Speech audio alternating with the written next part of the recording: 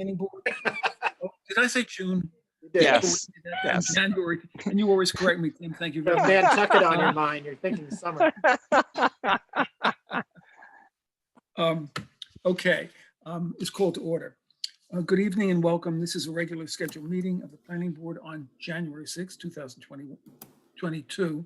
Pursuant to Section 13 of the Open Public Meetings Act, adequate notice of the time and place of this meeting has been given by promptly posting the 2021 resolution of the regularly scheduled meetings of the Planning Board of Princeton for February 2021 through January 2022.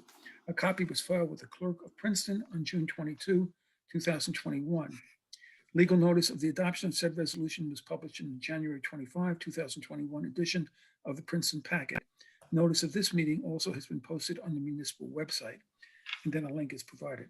Pursuant to Executive Order 107, due to the state of emergency in New Jersey regarding COVID-19, coronavirus, notice that during the declared state of emergency, all regular and special meetings of the Princeton Planning Board will be held electronically via Zoom, was transmitted to the Princeton Packet, Town Topics, and the Times, and was filed with the Clerk of Princeton on April 8, 2020, and again on January 6, 2021. Please note, members of the public will have an opportunity at a specific point in the proceedings to comment and ask questions. Be aware that this meeting is being recorded. Those wishing to comment should virtually raise their hand using the raise hand button near the center of the bottom of your screen, or if participating by phone, by pressing *9. Oral comments will be taken in the order in which hands were raised. We ask with respect that members of the public please do your very best to limit your comments to 3 minutes. Inappropriate public comments containing obscenity or hate speech that relate to matters not before the board will be muted. Justin, could you please call the roll? Yes, sir. Julie Capizzoli, I'm here. Philip Chow, Here. David Cohen, Here. Alvin McGowan, Owen O'Donnell, Here. Tim Quinn, Here. Mia Sachs, Here. Zenon Texarney, Here. Luis Wilson, Jack Taylor, and Nat Bottingheimer. Here. Okay, next I'm going to, since Nat, Julie, and Phil were not sworn in, Nat, this is being for your original term, and Julie and Phil being reappointed for 4-year terms. So each of you are going to have to be sworn in. Now, I know we distributed at one point copies of the official oath of office. Do you have them in front of you? I do. Julie? Okay. Let's start with Julie. Julie, if you could read that, and then I will virtually, raise your hand, and if you can read it, and where it comes to the office of. I'm sorry to interrupt, Gerald, but Phil does not have a copy, so if someone can email him a copy. No, I pulled it up. I got it. Oh, okay. Okay. Wow, well done. So Julie, if you could just read that, raise your right hand, read that. All right. And then when you get to the office of Class 4 member of the Princeton Planning Board, that's the only thing you have to fill in. Got it. I, Julie Capizzoli, do solemnly affirm that I will support the Constitution of the United States and the Constitution of the State of New Jersey, that I will bear true faith and allegiance to the same and to the governments established in the United States and in the state under the authority of the people, and that I will faithfully, impartially, and justly perform all the duties of a Class 4 member of the Planning Board according to the best of my ability. So help me God. So sworn. Congratulations. Thank you. Phil, if you can do that next. You Yep. can raise your right hand. I, Philip Chow, do solemnly swear that I will support the Constitution of the United States and the Constitution of the State of New Jersey, that I will bear true faith and allegiance to the same and to the governments established in the United States and in the state under the authority of the people, and that I will faithfully, impartially, and justly perform all the duties of the office of the Planning Board Class four. according to the best of my Yeah, ability. Class 4 member, right, according to. Class 4 member of the Okay. planning board. Good. So sworn, and congratulations. Nat, if you could go next, but where Julie and Phil said Class 4 member of the Princeton Planning Board, you will say alternate number 2 of the Princeton Planning Board. And you have the form, right? Yeah, I, Nat Bodegheimer, do solemnly swear that I will support the Constitution of the United States and the Constitution of the State of New Jersey, that I will bear true faith and allegiance to the same and to the governments established in the United States and in the state under the authority of the people, and that I will faithfully, impartially, and justly perform all the duties of the office of alternate number 2, Princeton Planning Board, alternate member number 2, according to the best of my ability. Okay, so sworn, congratulations. Now, we should make a note, Kerry, that Jack Taylor has to be sworn in. Obviously, that would have been tonight if he was here, but he's not. So we're gonna have to swear him in at the next meeting. Thank you. Mr. McGowan did join us. He was an attendee. I just noticed him and moved him over. Okay, Oh, good. great. Thank you. You're We're welcome. gonna get to the nominations for the reorganization, starting with the nominations for chair and vice chair. But before that, I just wanted to announce for any member of the, basically for any member of the public who's here for the West Windsor real estate application, that will not be heard tonight. The notice was not proper. A board would not have had jurisdiction. So they're going to renotice and we'll hear them at a future time. I'm not going to give a new date because we can't, it's irrelevant because we never took jurisdiction to begin with. Okay, next. The first order of business is the election of the chair and vice chair. We'll start with the chair and then the vice chair. If I could hear any nominations from the nominating committee or otherwise for the position of chair of the planning board. Alvin, do you want to?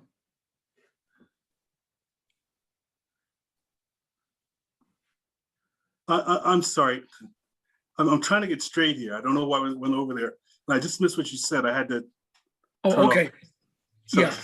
Right now, I'm just asking for any nominations by the nominating committee or anybody else for the position of chair of the planning board.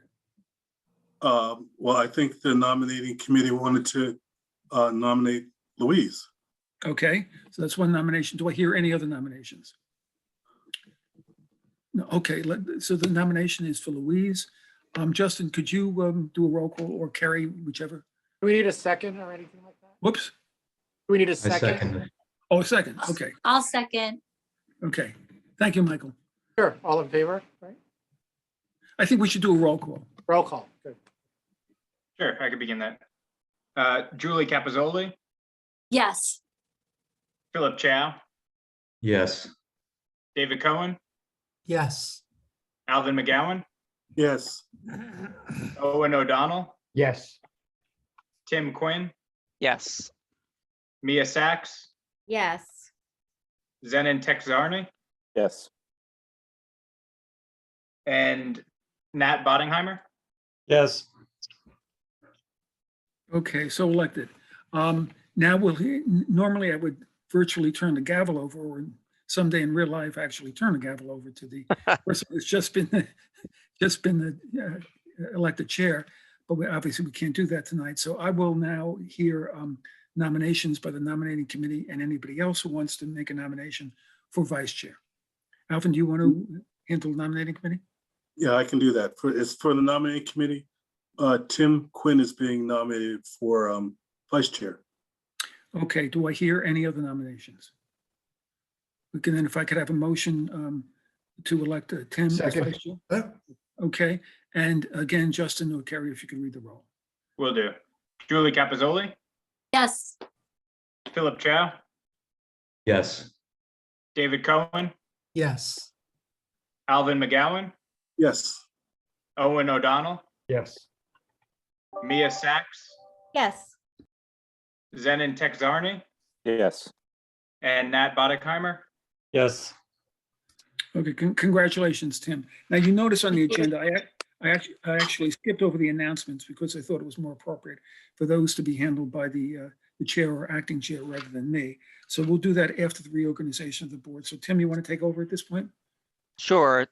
Thank you, Jerry. And thank you for the nomination, the nominating committee and my colleagues. I'd just like to clarify once again, Mr. Muller's announcement at the beginning of the meeting, the application for West Windsor redevelopment, the name of the developer for properties on Baird Lane will not be heard tonight due to deficiencies in noticing. So if you're here, if you're a neighbor of the Baird Lane application, that will be continued to a further date. Continuing with Yeah, reorganization. we're actually not actually continued because. it's Oh, not I'm gonna- sorry. Thank you. Thank you so much. Right, well, assumingly they'll notice properly, we'll accept jurisdiction and hear it at that point. Thank you. An important clarification. Yeah. So continuing with our reorganization business, appointment of the planning board attorney, the law offices of Gerald Muller. I'll entertain a motion for approval of the resolution. Mr. So- Cohen and seconded by Ms. Capizoli. Does this need to be a roll call or can we just do I think a voice vote is sufficient. all in favor? Aye. Anyone opposed? All right, thank you. Next, we come to the appointment of the planning board secretary. The resolution is for Carrie Phillip. I'll entertain a motion to nominate Carrie. Julie, I'll nominate Carrie. Thank you, Ms. Capizoli, and a second. Second. Thank you, Mr. McGowan. All in favor? Aye.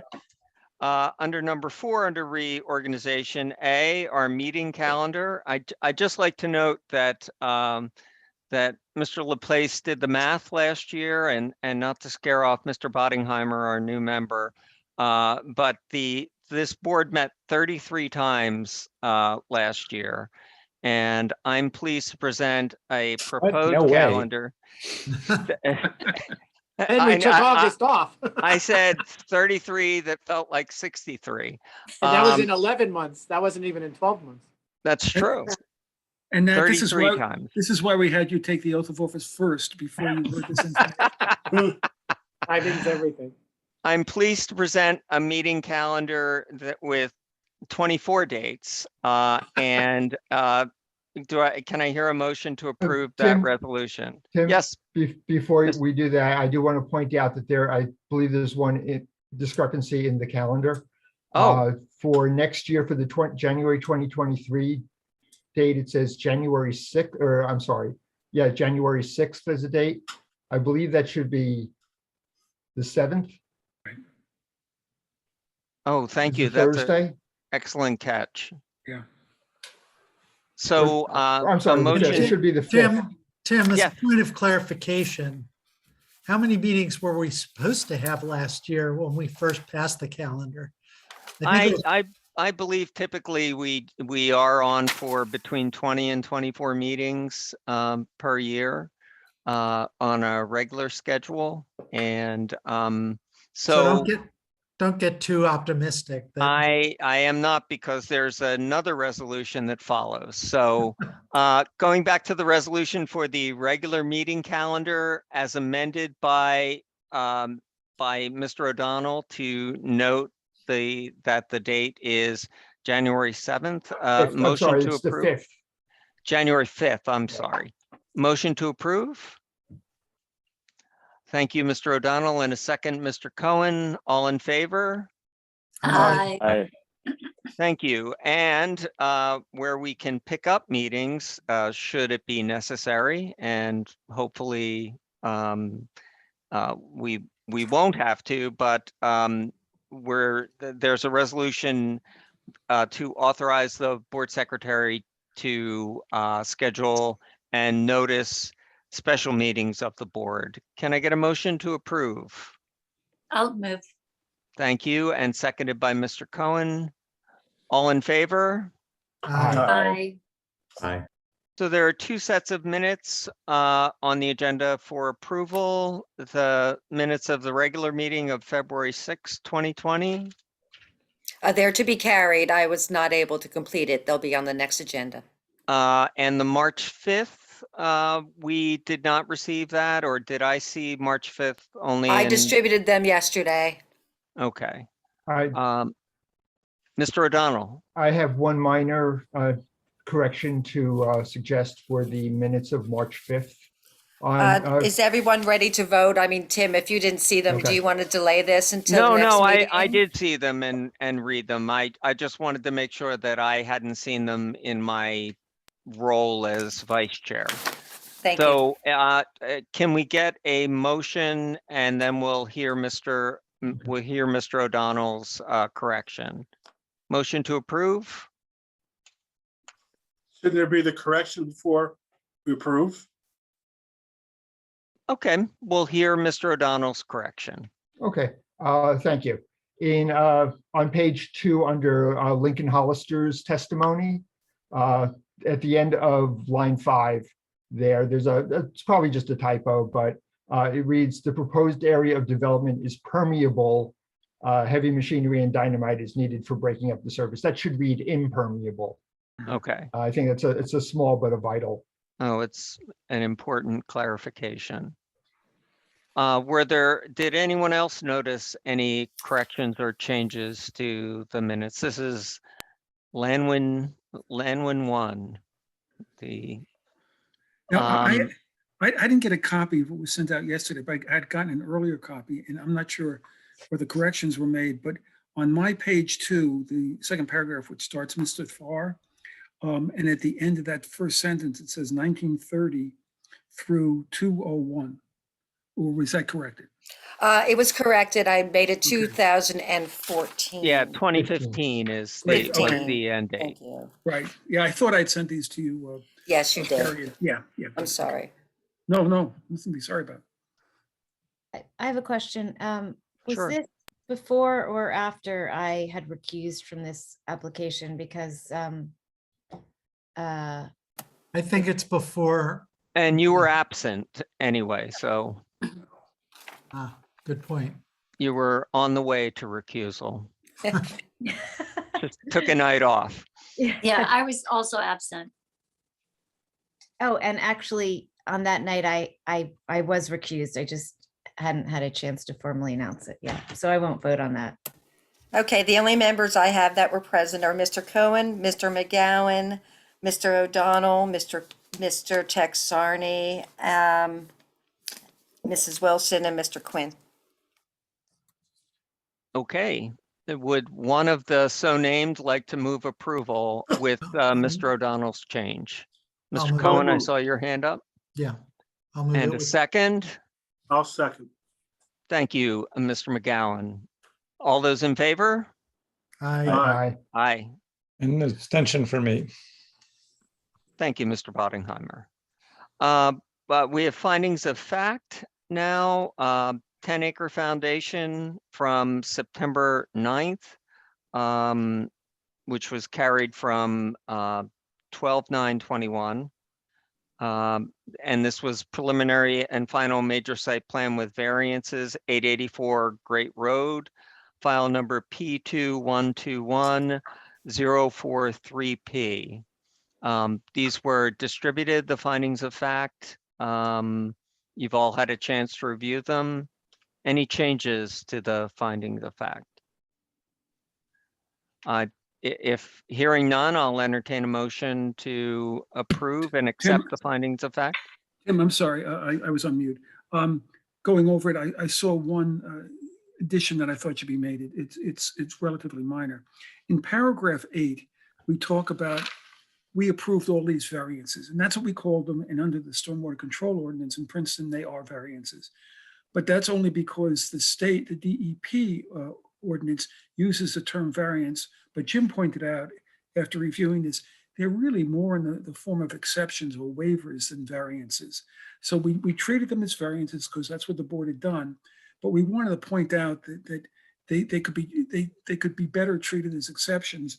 And in that paragraph at the very end, it says, and we explain this, and then it says, therefore, the board also addresses these items, what we call variances, using more traditional waiver standards, with the applicant required to provide mitigation in order for the exceptions to be granted. And it's not that we have a separate section on waivers/exceptions, which are the same thing on the municipal land use law, because we thought that was probably a little overkill.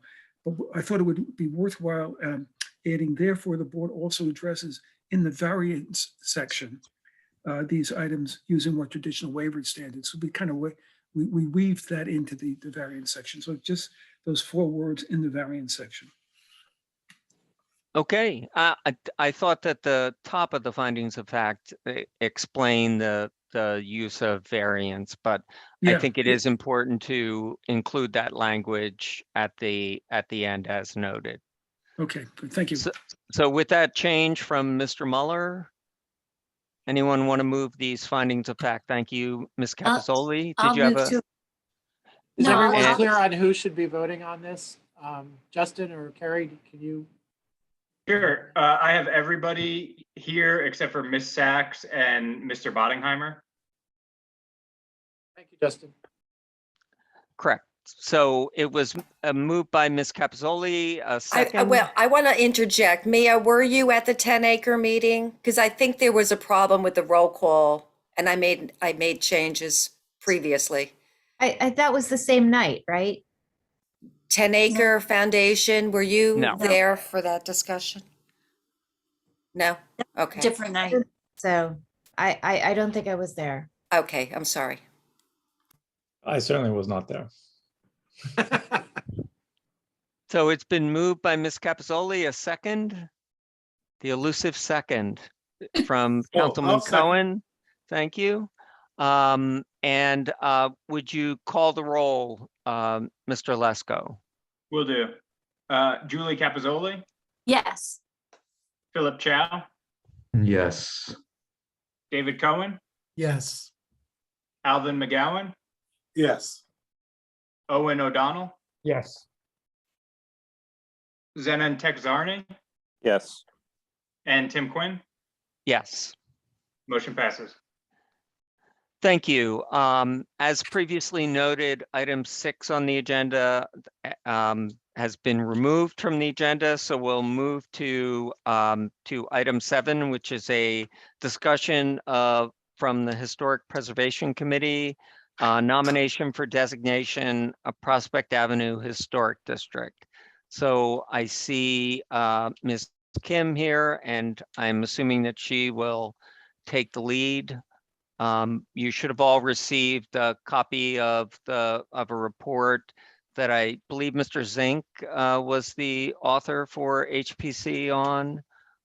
So why don't you take it away? Sarah, I'm gonna just give a few words if that's okay before I hand it over to Elizabeth, if that's okay. That would be wonderful, Mr. Laplace. Thank you. I wanted to say a few words because this is a really exciting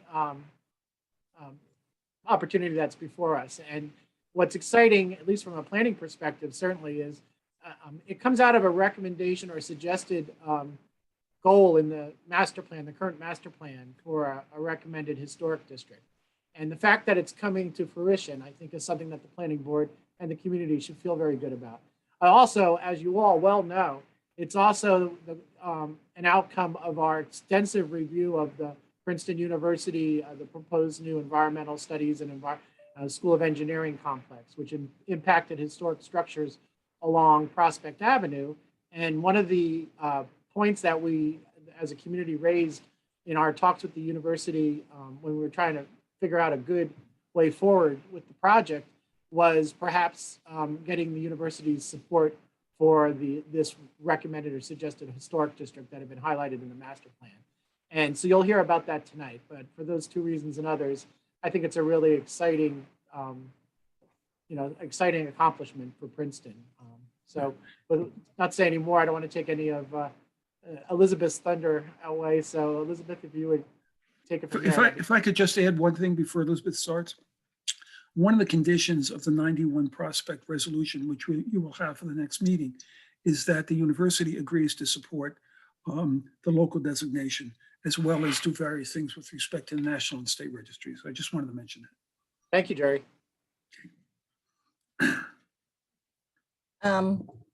Thank you, Mr. Vice Chairman and Planning Board member. As Michael had said, your board is very familiar with the Princeton University projects that involve the Court Club, the 3 Victorian homes, and the new Environmental Studies and School of Engineering and Applied Science complex along Prospect Avenue. And because of the proposed objectionable disruptions to the Court Club and the demolition of the Victorian houses, Clifford Zink, an historic preservation consultant, and Princeton Prospect Foundation Board Chair Sandy Harrison came before HPC in the beginning of July for a concept review to discuss a proposed Prospect Avenue Historic District for future protection.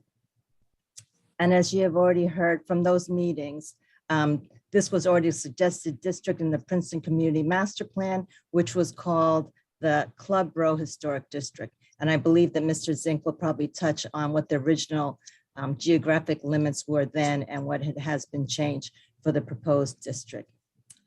Fortunately, in the end, there was a compromise for these buildings, which HPC bestows much gratitude to Mr. Zink and Mr. Harrison's perseverance, and to the many people in the community who spoke so eloquently at the HPC and Planning Board meetings about their connection and sense of place along Prospect Avenue.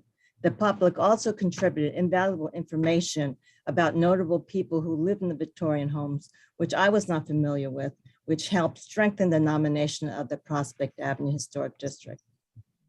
So one of the HPC's responsibilities is to review any individual or parties that propose a new historic site feature, historic preservation district or buffer in accordance to the procedures that are set under section 10B392 of the historic preservation section of the ordinance. And there are many components of that which you probably read in the nomination report. So in addition, HPC, after reviewing the nomination report and having discussions after the concept review, they had come back a few times to with the detailed report and some revisions. And HPC strongly supported this district because it possesses historic, cultural, and architectural significance, which HPC strongly feels should receive preservation protection. In addition, their conclusion was that the recommended Prospect Avenue Historic District embodies many aspects of significant American and local history. It primarily involves and surrounds the Eden Club and Princeton University and the people who fostered it, who belong there, who work there, and who are associated with it. And also for those who opposed it for over 17 decades since the 1850s. Let's see, I'm just trying to review what the other recommendations were because of the support of this.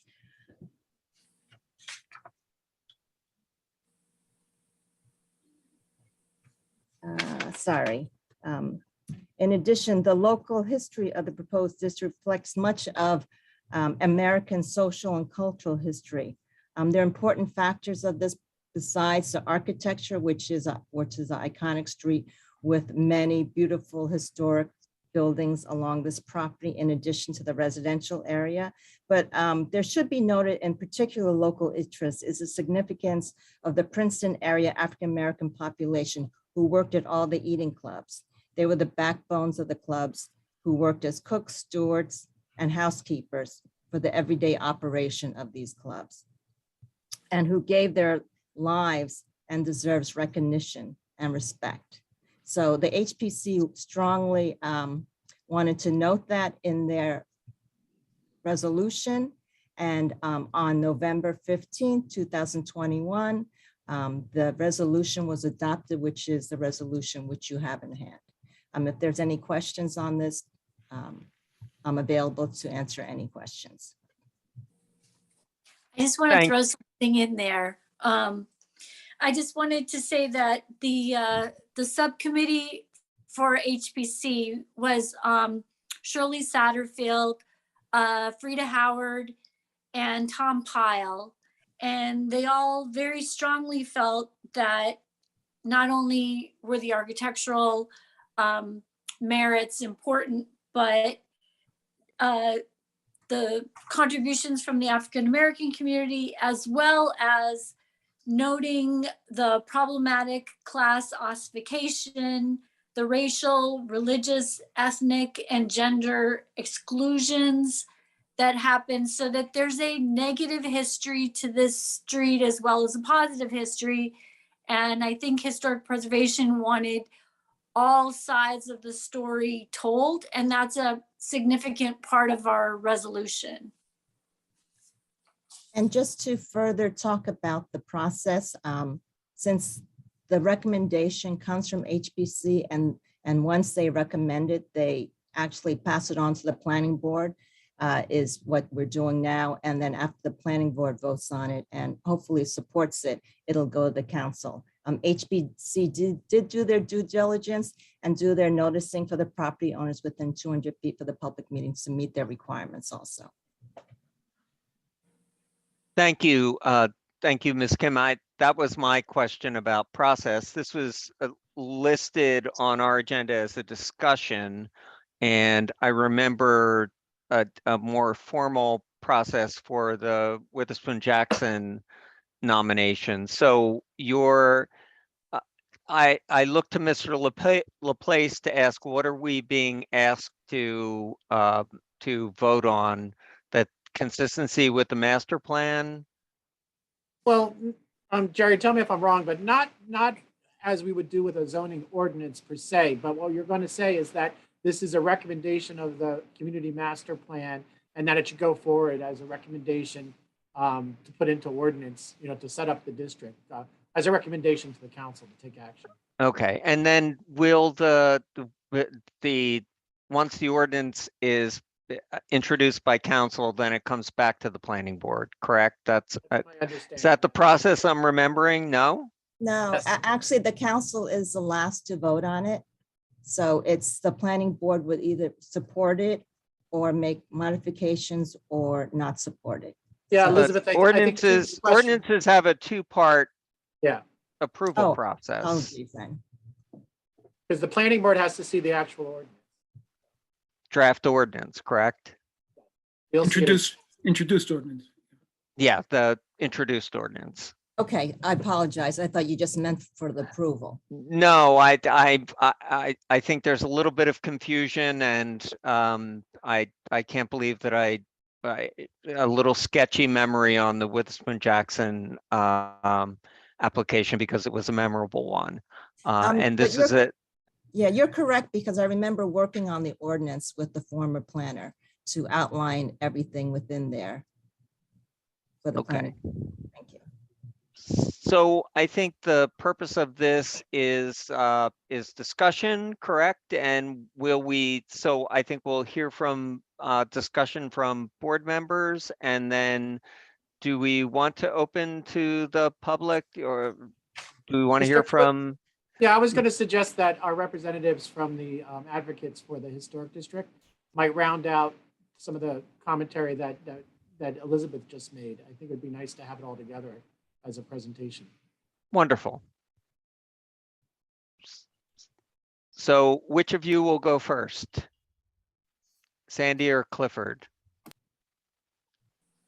Gonna have a coin toss, whoever gets unmuted first. I talked to Clifford before. He said that I should probably go first, although it probably doesn't matter terribly. First of all, I'm Sandy Harrison. I'm the chairman of the board of Princeton Prospect Foundation.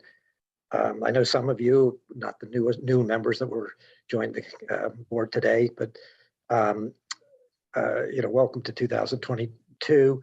I would just like to make 2 points in here that are just to introduce 2 documents for the record, which some, but not all of you have seen, but just to make sure that everybody knows about it. And one was alluded to a moment ago by Mr. Mueller, and in both documents relate to the issue of, that some municipalities, and maybe including Princeton, anywhere around the country, are maybe reluctant to approve a historic district if the property owners within that district are resistant to it.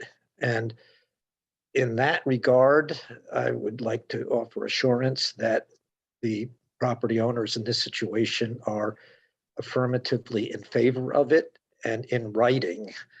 There are basically 11 property owners. The university owns maybe half or perhaps more than the total amount of property within the district. And then the eating clubs, there are 10 different eating club owners are the remainder. And on just want to, this won't take long. I just want to share on the screen. The first one is the, where did we go here? I don't know why it's not showing up here. I know it's, I'm sorry. It was on my screen a moment ago. I'll tell you what, I don't even have to show it to you. There are two letters. One is from one's actually a document that's a memorandum of agreement, which was signed on October 20th, which was one day before the final satisfactory and very happy resolution to the 91 Prospect situation, which was October 21st, after 4 or 5 months of, contentiousness is probably a fair statement, but it all came together in a way that I think everybody was both satisfied with and happy with. The compromise agreement in that case was dealt with what the university would commit to do regarding rehabilitation houses and moving and some other issues. But one of the provisions in there also was the creation with the explicit written report of the signed by the university that said they are affirmatively in support. And actually, I have it now. Here we go. Just kind of mess around with it a little bit. So this is some of you have seen this already. Obviously, this is part of the record for the October 21st. So this is the agreement. Very notably, it is signed by 3 very senior people, the university architect, Ron McCoy, Kristen Applegate, whom all of you should know is town liaison and executive vice president of facilities, Q Jung Wang. This number one, there are a number of different listed provisions. This number one is where it's in writing. All I need to do is just show the first part of it here. Support the creation of a new local historic district being considered by the Historic Preservation District, the Commission, and that goes on there. So you have the commitment and support of the university. The other one is, I have to stop sharing this one, is the, here we go. It's, let's see, I think I can, is that showing yet? No. Okay, here we go. Okay, here's the other one. So this was a letter dated October 7th, which is also very important. It was sent to the Historic Preservation Commission, but it's obviously applicable to planning board and the council's deliberations as well. And what this is a jointly signed letter from Princeton Prospect Foundation and the Graduate Interclub Council. It's a very short letter. See, it's very short. Princeton Prospect Foundation is the two groups, the Princeton Prospect Foundation, the Graduate Interclub Council, are comprised of primarily alumni leadership of the clubs. I mean, all of the board chairs of the eating clubs are on the Graduate Interclub Council, and both these organizations have oversight role over the clubs. They have different roles and responsibilities, but they work together in a complementary way. And together, these are the two, overall, umbrella bodies over the clubs to, just to ensure their viability and sustainability and historic preservation and et cetera. So the letter here, right here, I think my cursor working. This is the key sentence. Both PPF and the GICC hereby support the establishment of a local Prospect Avenue Historic District currently under consideration, ... And that's it. It's signed by me as the board of chair of PPF and by Hap Cooper, class of 82, who is the board chair of GICC. So all of the clubs are on board. And one final comment is that the clubs didn't just sign this without deliberation. There was a specific presentation to the leadership of the club so that they knew what the district would look like, what the boundaries would be, what the implications of being an historic district are, understanding the process to become one. So this was signed after that all took place, and the boards came back and said, yeah, they support it, and we have this joint letter. So it was done, I guess I could say, with eyes wide open.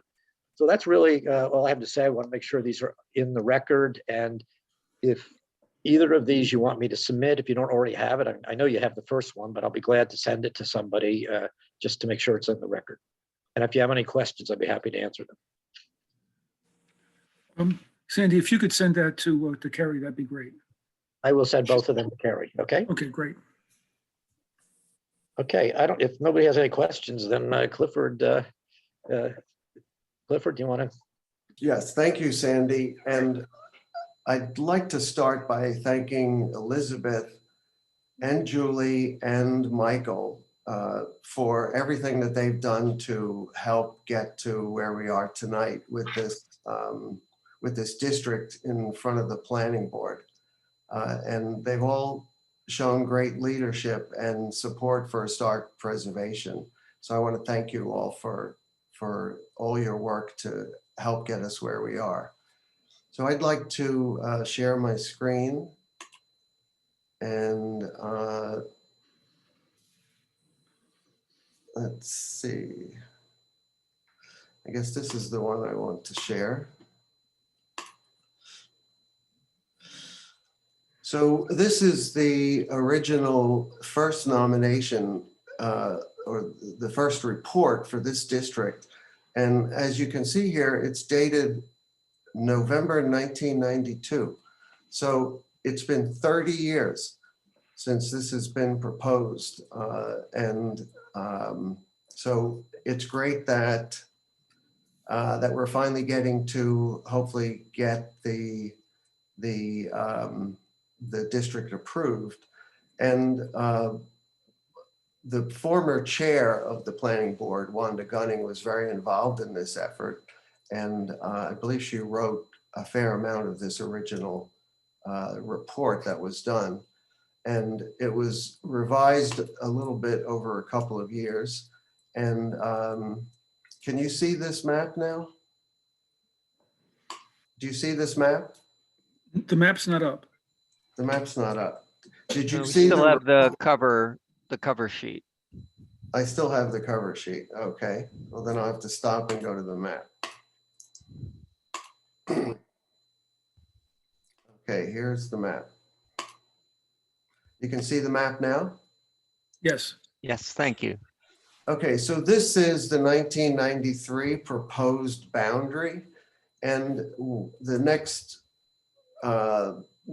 illustration you'll see is the current proposed boundary, which is smaller than this one. And it's smaller because in the last 30 years, this building, the Olden Farmhouse, was moved out of the district.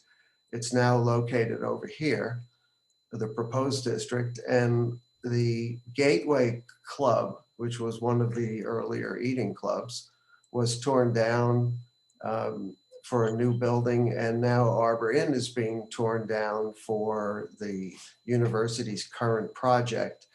And several years ago, the university tore down the Osborne Field House, another historic building, so that it could build the Onlinger Center. So there have been 3 buildings, 2 buildings lost, one about to be lost, and one moved out of the district. And so that's led to a smaller district than we had before, a current proposal for a smaller district. The Knights of Columbus building also, Clifford. Oh yes, the Knights of Columbus, good point. That's the 4th one, which is, let's see, Knights of Columbus is right here. So that one, so four buildings lost and 1 building moved out of the district. So, if this took another 30 years, we'd probably have many fewer buildings to see. Can you see the new map now? Yes. Yes, thank you. Okay, so this is the new map, and so this area down on the previous map is now gone. And so this, and here's where the Osborne Field House was. So this outlines all of the eating clubs, plus it outlines the 3 historic houses here that are being preserved with the university agreement. And as the original 1992 proposal, it includes the apartment house on the corner, which the university has agreed to. And you can see the line here is pulled back from Prospect Avenue, and it's also pulled back from Olden, so that the Ferris Thompson gate and wall, which was built in 1911 and is a very important part of the district and the district's history, that's included, but not any of the property behind it.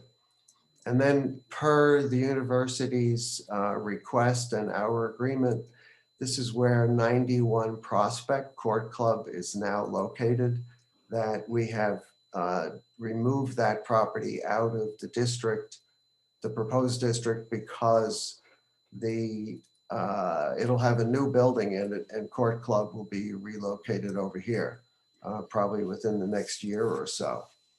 So this is the map as of October 14th. If you recall the memorandum of agreement that Sandy showed, it referred to the map dated October 14th, and this is the map. So that's basically the outline of the district. I don't know if anybody is interested in talking about or looking at any of the specific properties. I'd be happy to go over those if anybody would like to. Clifford, just one quick question. The Olden house, I know or the farmhouse is outside the district. And I'm just curious, is it not slated for demolition, right? It's outside the construction zone?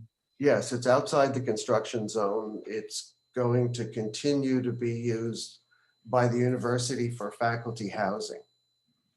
I think it's vacant thank you. now because it's going to have a lot of construction right next to it. But when the engineering quad is done, the university, I believe, will rent it out again. All right, thanks. Thank you. Other board members with questions for Mr. Zink? Hearing none, I'd ask you to stop sharing your screen, Mr. Zink. Thank you. Thank you for your presentation. I especially enjoyed reading your report. And other board members have any, this is for our discussion, and then we'll open it up to members of the public who'd like to comment. Mr. Laplace.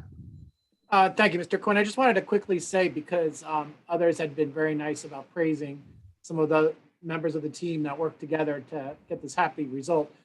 I really wanted to commend the university for being a partner, and not only in supporting this historic district and with an outcome with the new complex that's being proposed that will result in saving for historic structures, but also a commitment to making Prospect Avenue, which is one of Princeton's grand avenues, bring it back to what it once was, and maybe even enhance it to be even nicer than it's ever been, as far as, reintroducing large shade trees along the street, hopefully doing enhanced lighting, work on the gate of the former athletic fields and by the historic wall there. In lots of different ways, it'll go beyond just the eating clubs. The way this whole avenue will be enhanced in partnership with the university, and certainly the historic district will strengthen that whole movement. So I just wanted to mention that. Thank you, Mr. Laplace. Other board members have any comments or questions for anyone who presented?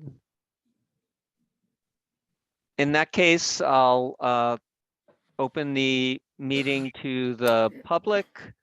I don't have Louise's script with me, but if you would like to comment, join this discussion of the planning board, please use the raise hand feature at the bottom of the bar. And we'll ask you to be brought over. Professor Martin, please. Mr. Lesko, can you bring over the professor? I just moved her over. Thank you. Where'd she go?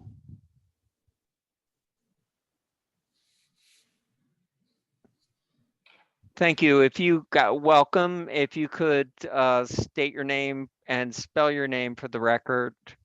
I think I'm Yes. doing Mr. Muller's job now. I'm Eva Martin, EVA Martin, MARTIN. And I live at 207 South Harrison Street in Princeton.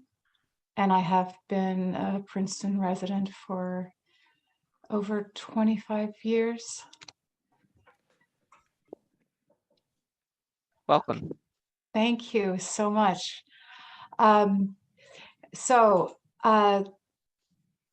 It's January 6th, as we know, and because of what happened 1 year ago today at the Capitol building in Washington, D.C., there was a rally on Heinz Plaza, and I've just come back from this rally to protect democracy. And now I'm privileged to attend this meeting, which is a happy thing for me because it shows that despite the threats to democracy on a national level in our historic town in Princeton, democracy is alive and working. This is, for me, especially evident when I look back on the past year and on the first time that I dared to participate in things that were happening in town. And I wrote a letter to the editor on June 2nd of 2021.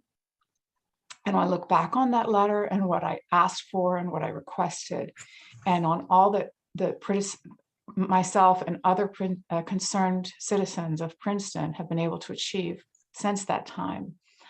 I'm really proud of how democracy has been working in our town, and because we have cared and dared to participate and to raise our voices about the things that concern us and that we believe are important for our town.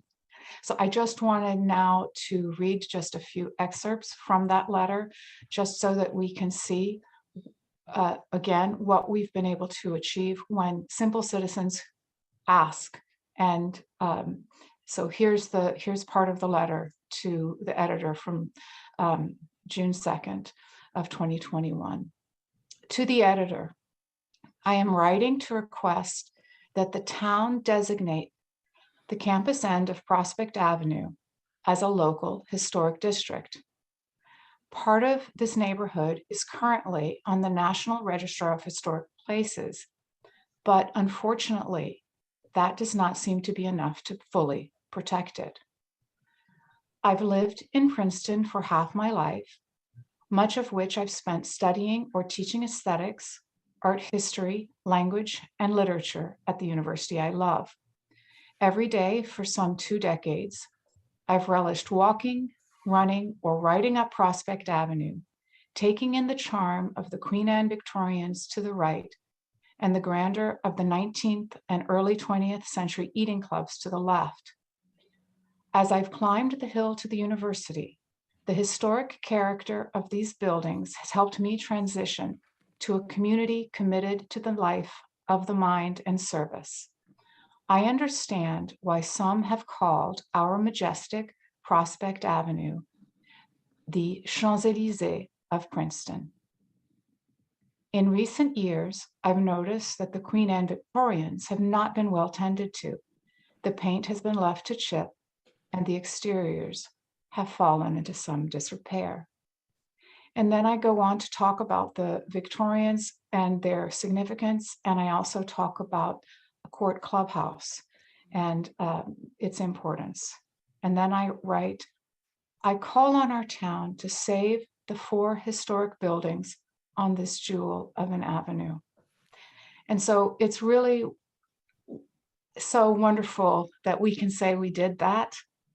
And it's just a really great accomplishment when we look back on all the hard things that we've been through in the last year, in the last couple of years, in the last 5 years, and that we were just by asking and working together and finding a compromise, we were able to do that. I think we should really just take some joy in that moment right now. Then finally, at the end of the letter, I ask, finally, as a Princeton alumna, a historian of aesthetics, and a concerned citizen, I feel the municipality should designate the westernmost block of Prospect Avenue as a local historic district. This would ensure the appropriate long-term stewardship of this Princeton treasure. So I'll end with that. Thank you so much. Thank you. A round of applause from Ms. Capizoli there. Other members of the public who would like to be heard on this? Mr. Heilner has his hand up. Carrie?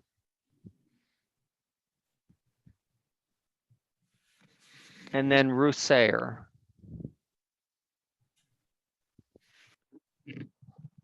And then Mr. Bash. Okay. Hello, everybody, and thank you, Tim. It's great to be back with the planning board. So I'd like to talk about the fact that, to personalize this a bit, I'm a 1963 graduate of Princeton University and was an Eating Club member myself. Preservation of these historic, beautiful buildings, therefore, is personal to me. In fact, in my undergraduate senior year, believe it or not, 10 of us roomed together and were members of 4 of the eating clubs. So first, I'd like to thank the Princeton University administration for stating that they support this nomination. I do believe this is the first among the 20 existing local historic districts in Princeton that they've supported. The university's MO in past years has basically been to work for as few restrictions as possible in any areas where they believe that someday they might want to do whatever they want to do. So I fervently hope that the university's support of this nomination signals a greater willingness going forward to take into account and seriously listen to residents' preferences and desires. The university already owns 7, I believe, of the former eating clubs. Who's to say that in the next 5 or 10 or 20 or 50 years, it won't decide to tear down some of them and build a completely out of streetscape character building, just as it had intended to do with the former Court Club. Nor can we predict, despite people like Sandy Harrison's good work, the future financial security of the remaining privately owned properties. So without local historic district preservation, some of these properties too are subject to whomever happens to be the university architect at any point in time into the future. This stretch of Prospect Avenue, I believe, was included as a possible historic district back in our town's master plan as far back as the 1990s. I'm certainly no expert, but I've had some experience with 2 other local historic districts here in Princeton. My understanding of the criteria for local historic designation are: 1, the physical appearance and history of the neighborhood; 2, the buildings retain, quote, that integrity of design, material, workmanship, feeling, and association, end quote; 3, they are associated with significant individuals, and this is very well documented in Clifford Zink's excellent book on the eating clubs; and 4, it is associated, that is the district, with significant events. And here the metamorphosis of the social life of the university, especially between 1880 to 1930, but actually up to the present, as the members of the Eating Club, the demographics have changed for the better. So those are the criteria, and I think this district certainly meets those. Finally, when my former roommates and I and friends returned to Princeton's campus, actually in our case, for our 60th reunion next year, hard to believe, or for any other reason, we hope that we'll be able to see these beautiful buildings and their streetscapes as we remember them. For all these reasons, I heartily endorse the proposed Prospect Avenue Historic District. Thank you. Thank you, Mr. Heilner. Carrie, could you bring the next member of the public over? And I'll let Mr. Muller do his job this time. Yes, that was Mr. Sayer, and then we have James Bash and then Kip Cherry. And just so everyone's aware, there are 12 members in attendance at this time.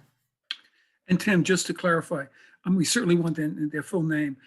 You've noticed I have not sworn anybody in because this is not the type of hearing Correct. where witnesses have to testify under oath. We're just talking here, not Yes. swearing. Hopefully. Okay, Ruth Sayer, can you put on your video, please?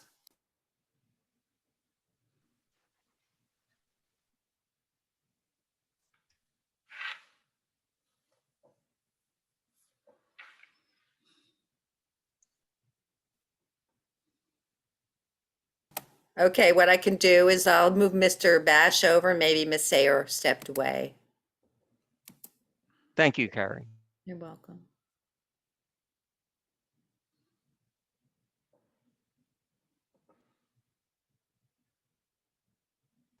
Ah, here's Miss Sayer. Okay. You're muted. You're muted. Miss Sayer, you're muted. Oh. There you Okay, I go. should not be muted now. I've If been you a could resident of, If you could just state your full name for the record and spell your last name. it's Ruth, R-U-T-H, Sayer, S-A-Y-E-R. Thank you. And I have been a resident in Princeton for over 50 years, and I lived on Library Place for 25 years. And I was very involved with John Heilner in our attempt to have the western section of Princeton declared a local historic district, because as I'm sure you all know, it's not the National Register, it's not the State Register that gives buildings protection. It's being on the local register. So it's very important that Prospect Avenue be historic district. And I did not attend Princeton University because I'm too old. Did not go co-ed until 1969. And I do not live in the district, but I still want to say that I think it's very important for all the reasons that John Heilner said, that it be a local historic district so that the buildings are preserved and we can maintain our Champs-Élysées. Thank you for letting me speak. Goodbye. Thank you. Okay, so Mr. Bash is next. Then we have Kip Cherry and Carl Pettit. Mr. Bash, you could just state your full name and spell your last name. It's James Bash, B as in boy, A-S-H. Thank you. Good evening, everyone, and thank you for the opportunity to comment in support of the Prospect Avenue Historic District. I lived in Princeton for only 22 years. Last summer, there was a letter in Town Topics from Alan Medvin, who's lived here far longer, since 1955. Alan wrote, quote, "It became obvious very soon that there were two very special streets in Princeton. One was, of course, Nassau Street, and I include Palmer Square in that description. And the other was Prospect Avenue. Anytime we had friends come to Princeton for the first time, those were the two must-see places on our tour of the town. Nothing defines Princeton the way those two streets define the community in terms of its character and beauty," unquote. And I agree wholeheartedly. Princeton has many wonderful neighborhoods throughout, but in my view, these are the two most extraordinary streets in our town. And when our guests visit, these two are the must-see places that we take them. The iconic Eating Club Row, a contiguous collection of 16 stately and majestic clubhouses dating back to the late 19th century, is unique in the world to Princeton. The architectural grandeur of these exquisite manors rivals that of many magnificent mansions in Newport, Rhode Island. Much has been written about the clubs and their buildings for well over a century by authors all the way up to literary giants such as F. Scott Fitzgerald. Across the street are the Three Sisters of Faculty Row, the Avenue's oldest existing buildings. These Queen Anne Victorians tell a different story, a story rich in the humanities and the lives of the brilliant thinkers and refugees who lived and worked in them over the past century. Their graceful presence completes Prospect's history, one that is not entirely about eating clubs. Author W. Barksdale Maynard dubbed Prospect the most beautiful suburban street in America. So it's clear that the vast majority of people, both residents and visitors alike, realize there's something special about Prospect Avenue. And they are happy to know that this street is listed on the state and national registers of historic places. But as others have mentioned, what most of them don't realize is that that's not enough to sufficiently protect the unique historic character and streetscape of Prospect Avenue for the benefit of present and future generations. As Clifford pointed out, this year marks the 30th anniversary of our community's initial efforts to protect Prospect Avenue via the formation of a new local historic district. Today, 3 decades later, the stars are finally aligned and everything is in place. The residents support it, the clubs support it, and the university supports it. So please, let's not lose this long hoped for opportunity. After all, this is a very special thing we have here. It is not found anywhere else in the world. If we lose it, it's gone forever. It cannot be replaced. So we need to give the unique historic treasure we have been entrusted with the proper care it deserves and all the protection we can afford. Thank you. Thank you. The next individual to speak will be Kip Cherry. Kip, could you state your full Thank you name? very and much. Kip Cherry, Okay. CHERRY. Thank you. Thank you very much. I want to make note of the fact that I think we're at a great milestone in town and gown relations. This is really a first. We've never come to this point of having such a common conclusion to a disagreement. And so I'm proud of everyone. I'm particularly proud of President Eisgruber and Q Wang, Ron McCoy, and Kristen Applegate in doing all this. And of course, I'm proud of everybody in the community as well who participated. So I want to make note of that. And I also want to comment on the fact that Prospect Avenue is really a transition area between the town and the gown, physically and also historically. And of course, the African-American community has a major history that's evolved from the days in which they started working along Prospect Avenue. And the relations between women and men have also evolved. And, there was the milestone of the Sally Frank lawsuit. And so I think we have a lot to be proud of, the fact that Prospect Avenue has participated, not just architecturally, but historically in the fabric of both the university and in the fabric of the town. So thank you very much. Okay. Thank you, Ms. Cherry. Sorry. The last Go ahead, individual Karen. to speak is Carl Pettit. Carl, could you state your full name and spell your last name? My name's Carl Pettit, Karlpettit. Thank you. Okay. So I think that I probably have more longevity in the town of Princeton than the other locals, because I first arrived on the scene in 1946 when my father bought a house on Harriet Drive. And I was also a member of Princeton Country Day School, which is off of Broadmead.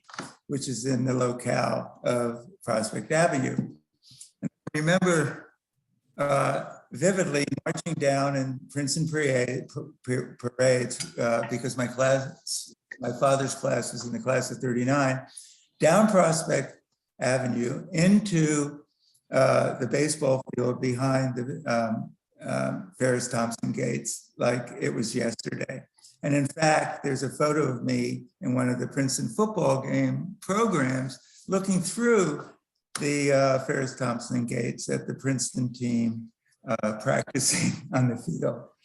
All this being said, I was absolutely intrigued with Professor Martin's beautiful introduction about this day being January 6th. And with Kip's reference to this moment of collaboration between town and gown as being a wonderful moment in the history of Princeton. As you may know, Sandy Harrison, Clifford Sink, and I worked tirelessly for probably a year and a half. And I drew up several plans that we reviewed with Ron McCoy and Christian Applegate as to how to save the Queen Anne houses, which are beautiful. And I think, as Elizabeth Kin mentioned, you know, the history of those houses is so much about the folks and historical personalities that lived within those buildings. So my conclusion to all this is I'm ecstatic, and I've really appreciated the university's working with us and saving the 3 historic houses. And I think it's going to be a beautiful plan. Some of the other design details that we got agreement with the university were to not use modern street lighting in front of the proposed theorist building, but to continue the historic street lamps that, you know, run from Washington Avenue down to Fitzrandolph. And they agreed to that. And then we also said it'd be much more appropriate to have a grass lawn in front of their proposed theorist building instead of a gravel lawn. And they agreed to that. And then furthermore, they agreed to putting a masonry wall in front of the theorist building, you know, to mimic or to continue the design details of the other eating clubs. You know, I can only compliment Ron McCoy and Christian for really turning full circle to make their insertion onto Prospect Avenue collaborate with the architecture of the proposed historic district. I think we also encourage them to have one major path leading from Prospect Avenue into their new environmental science complex rather than 2 big paths. So, I mean, I just feel really positive about what will become of this historic district. And I thank everyone's involvement. I mean, Sandy, Clifford, Kip, Professor Martin, you know, Jim Bash, we were all tugging and pulling and pushing, and we really, I think, accomplished a beautiful solution. So thank you. Thank you. Tim, could I say something? Sure, of course. So I just want to echo what Carl said and Michael said and other people, that the university deserves a lot of credit. It took a while to work with them to get them to really consider preservation on Prospect Avenue, and then they really came around. And as was mentioned, they're improving Prospect with a whole new row of trees. And some of you may know, or when you go down and look at the Ferris Thompson Gate, that the top of it was removed years ago because it was in very bad shape. Ron McCoy has said that they're committed to restoring that. And we have the original drawing from McKim, Mead and White for that gate from 1911. And so they've made a commitment to restore that. And Carl mentioned the landscaping, which will actually come back to the planning board when that landscaping in front of the Theorist Pavilion is completed. But yes, we're at a new era, hopefully, of town-gown cooperation, and the university deserves a great deal of credit for its commitment to preservation on Prospect Avenue.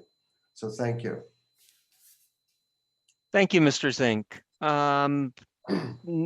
Seeing no other hands raised among the members of the public, I'll bring it back to the board for discussion. Mr. Mr. Bodenheimer, yes.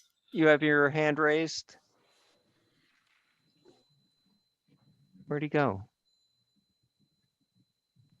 So thank you very much. And I just wanted to start by recognizing and appreciating the enormous amount of work that went into forging the compromise that was reached, and applaud both parties for coming together. I did want to say that I was struck in the conversation by a couple of comparisons of Prospect Avenue to the Champs-Élysées, and I wanted to make a few remarks about that. The first is that there are 100,000 pedestrians a day on the Champs-Élysées and 3,000 cars per hour. The second is that the Champs-Élysées character has changed significantly over time, first starting as an open sewer, then becoming a fashionable walk for high society, then becoming a high-toned retail district, then transforming from horse carts and walking to an auto-dominated place. And most lately, it is being changed again into a green pedestrian-oriented, or at least less auto-dominated streetscape as part of an overall transformation of Paris's streets to become more bikeable and walkable and less auto-dominated. And so in the spirit of those transformations over time, I just wanted to ask that when we compare parts of Princeton to other parts of the world, that we're precise about what it is that we mean, and that's the sum and substance of my request, or at least my thought about how we should be thinking about these things. I just add that it's the venue for the last stage of the Tour de France every year. So the Champs-Élysées. So maybe we can get a bike race back in Princeton the way the University Club used to have, used to sponsor in the collegiate cycling, because those bike races were great. Anyway, other members of the board, I return to Mr. Mueller. There's no resolution for our consideration on the agenda. We received a copy of the of HPC's resolution, so I'm not quite sure. And again, this was marked as discussion, so I'm not quite sure if we want to draft a simple resolution telling council to go forward with the ordinance, or just adjourn. I'll accept anyone's guidance on this. Michael, do you want to jump in, or Michael? Yes, I was hoping for a formal endorsement from the planning board to the municipal council to consider the nomination of the proposed, and as shown in that map, I think the date was October 14th, wasn't it? 2021. Correct. Of the proposed Prospect Avenue Historic District, for the council to consider formal designation as a local district. Yeah, it seems to me the simplest thing would be for the board to endorse HPC's recommendation. Great. Mr. O'Donnell, you had a hand up? Yes, thank you very much. I just want to say that, while preserving buildings is an important part of this designation, I think that an equally important part, as has been stated earlier, is preserving the history behind the buildings. And that's, as Julie said, both the good and the bad. And I think that for those people who are coming to visit Princeton and see this truly beautiful street, they need to know a little bit more about what's gone on behind it, both with the racial inequities, the gender inequities, the religious exclusions and ethnic exclusions, and both how those things have happened and they have been a part of the history, and how they're being changed now. You know, not necessarily proposing a statue of Sally Frank in the middle of Prospect Avenue, but I think that a recognition of those changes needs to be made. And I thank the Historic Preservation Commission and the people who worked on the resolution for including that. Well And I said. think that that should be a strong part of our recommendation to the council. Well said. I enjoyed reading the report, especially the sections that dealt with the Black community in Princeton. Ms. Capizoli. Yeah, I just want to also point out that Clifford and Shirley Satterfield have met several times and have gone over the role of the African-American community in the clubs, and Clifford has done further research on that, and that he's including that in this nomination. And I don't know if you want to say more about that, Clifford. I did meet with Shirley, and she was terrific in pointing me to a number of people from the Witherspoon-Jackson community who had worked on Prospect Avenue. And she got the phone numbers for me, and I called, I think, about 7 of them up, and I got comments from them, and I was able to add those to the nomination. And then, of course, the book that was done a few years ago, I Hear My People Singing, which had collected a lot of oral histories. It had included several people working on the avenue. And so, you know, that is a very important part of the history. So it's not just the architecture for us to admire, but it's also the, you know, the social evolution from one time where some people were in a servile role and others were, you know, not really appreciating that as much as they could have, to what we have today, which is, you know, a much more diverse situation. When I was doing the Eating Clubs book in 2017, 9 of the Eating Club undergraduate presidents were women.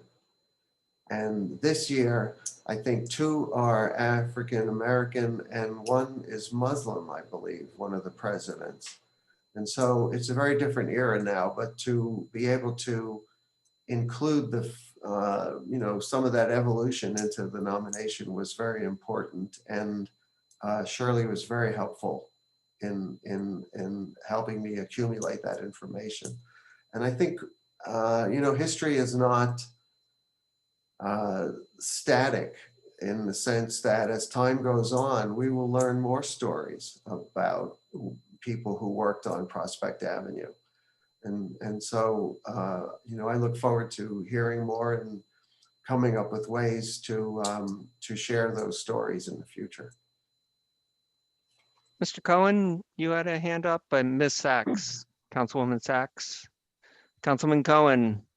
Yeah, I Yes, just please. wanted to sort of reiterate that I think Owen's concern is part of why I like the idea of the board endorsing HPC's nomination, because they spent a great deal of time and effort on crafting the language around these issues of, you know, the good and bad of the history of the district. So I just wanted to sort of reiterate that I think that's the way I'd like to see this go tonight. Councilwoman Sachs. Yeah, I would just like to reference another fraught history, which is that between the town and the university. And it hasn't always resulted in such a happy compromise. And I, for one, am so pleased to see that this time we've made history in reaching this compromise. And I would like to make a motion that the planning board endorse HBC's resolution, and I'm really pleased to make that motion. Is there a second? Thank you, Mr. McGowan. Any further discussion? Can we call the roll on this one, please, Mr. Lesko or Ms. Phillip? Yes, sir.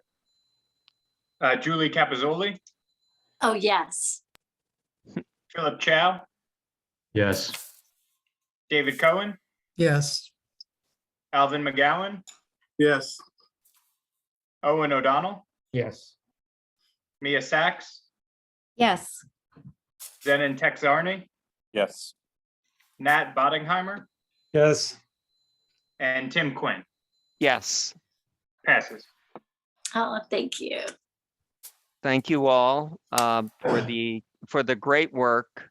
And I would recommend that members of council read in addition to the resolution, the full report, which was illuminating. So. Thank you very much, Tim, Thank you. and everyone. Thank you very much. Yeah, thank you Thanks. for making it. You're We'll- welcome. We'll Well, look forward. it's only 8:31 and I think we've come to the end of the agenda. I just So, wanted to make one final mention to anybody in attendance that if anyone is here for West Windsor Real Estate, that meeting was not heard tonight. The notice was deficient and it will be scheduled for another date. thank you, Carrie. And also, board members, I think if Chair Wilson were able to join us, just keep in mind that we're planning a board retreat for a Saturday in late January or early February. This would be a more interactive and longer version of what used to be our legal session, where we can not only talk about, ask Mr. Mueller questions, but we can also talk about how we do business and whether there are ways that we can better do business. So we haven't agreed on the date yet. But just keep that in mind that it'll be a Saturday in late January or early February. And that's all I have. So, Mr. Cohen, I assume that that's a motion to adjourn. It sure is. And a second, anyone? Second. Seconded by Mr. McGowan. All in favor? Aye. Oh, yeah. Aye. Thank you. I don't know what I'll do with the rest of my night. Great meeting. You'll find Thanks, something. Thanks, You'll guys. figure out something, Tim. Yeah. I love the story about the guy who dropped the cord of wood, or not a cord of wood, but the stack of wood and walked out of the eating club that was in the report. That was like the first mic drop, I think, of it's like anyway. Well, That thank you was all. That was an expression of dignity. Yeah, well, by that person. And by the way, it wasn't mentioned tonight, but there was also discrimination against Jewish students joining eating clubs. And so that's also part of the history that's talked about. well, and also O'Neill is notable among Princeton students, Eugene O'Neill, in choosing not to join an eating club.